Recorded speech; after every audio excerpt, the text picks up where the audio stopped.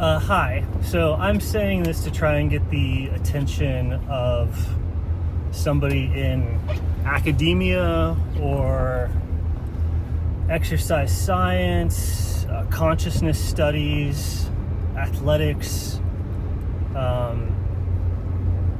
anything having to do with the mind-body connection, and our understanding of that, right? Like, what's the science behind it? I'm looking for people who like to study the science of all the stuff that we're doing,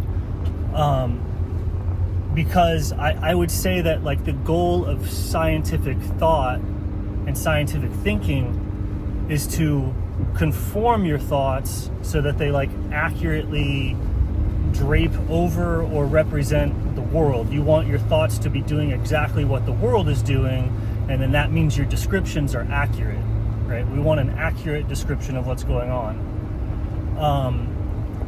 All of that thinking takes place in the body water, right? This is a kind of going to describe like a fractal, resonant, fluidic pattern of field, right? Like, I'm going to be describing reality, right, by conforming my thoughts to the shape that reality is in. And this entire perceptual world, all of my perceptions, all of my thinking, all of my whatever, is happening in the water of my body. My body is containing all of the perceptual activity. It's containing all of the organs. Everything's dissolved in that field of water, and that field of water is what makes my body connected as one single whole. The parts of my body that are connected as one thing are all one body of water.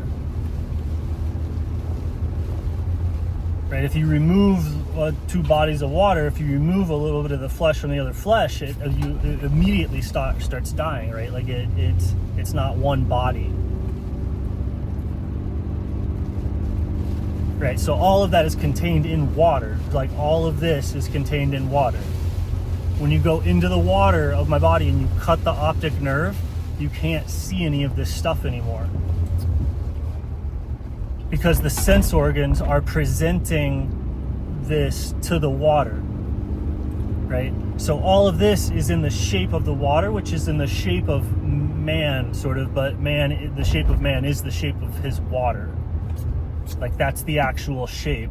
The physicality is just the container of that shape. Like, literally, it's the container for the water, and the water is the shape of the consciousness and the shape of the mind.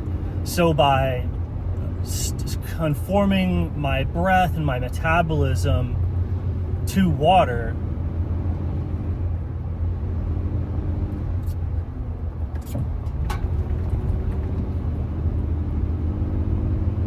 into the shape of water, that means that my thoughts are in the shape of reality. And then the subject matter is the specificity of whatever topic I happen to be talking about. Right? But so the shape of water is formless, but it's very specific, and it's very specifically water. And if it's not water, it's linguistically inseparable for it. And so that's why you can just basically consider it the actual shape of your perceivable universe.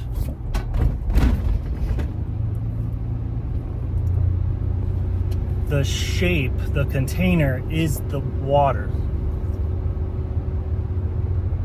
So if you preemptively shape your thoughts around that, and that's the feeling, right? That a lot of that shape is dictated by the heart. Like, a lot of the water is in the blood.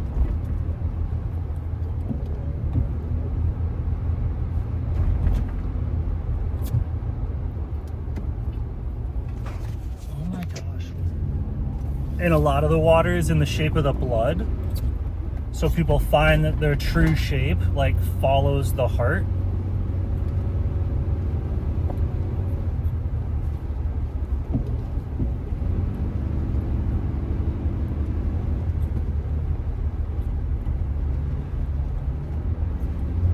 And so you can train yourself to do this a lot, like with surfing, sailing, but swimming, snorkeling. my main technique was like a long snorkel, of being able to breathe underwater under the water pressure lets you like kind of relax, and your breath kind of sticks to or merges with the surrounding water. And so when you do that externally, it happens internally as well, and the breath sticks to the surface of the body water. And that's one of these gateless gates in a way. Is like the breath. Imagine a pool with like a tarp or a rubber like right over the top of the pool with no air between it. And so anytime you pull on the tarp, it just sucks on the water comes up. So the tarp and the surface of the water are one thing.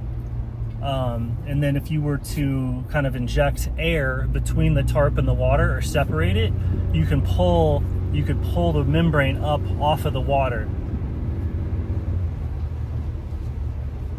Right? So that's like trauma, that's traumatic breathing, and that's this separation between the breath and the body.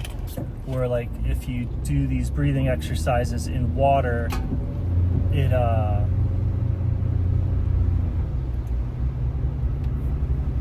it removes the separation between the breath and the fluid of the body. So when the lungs or anything goes in and out, it's yanking on the water, not just a bellowing in and out, but you're like yanking on your inner water pressure with the breath.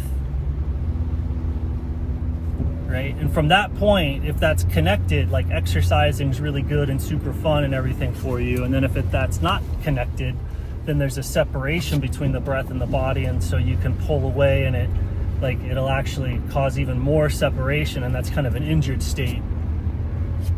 Right? Where like there's a membrane connected to the water. If there's no air between it, the water just sticks to the membrane. But if you inject air, then you get, pocket. Right? So then if the membrane pulls away, there's a pocket, the water doesn't follow. And then it can even stretch or rupture the space even more, creating more and more and more of a pocket or a separation between the mind body. These bubbles, these separations between the mind body is like a separation between the lungs and the fluidic pressure of the body.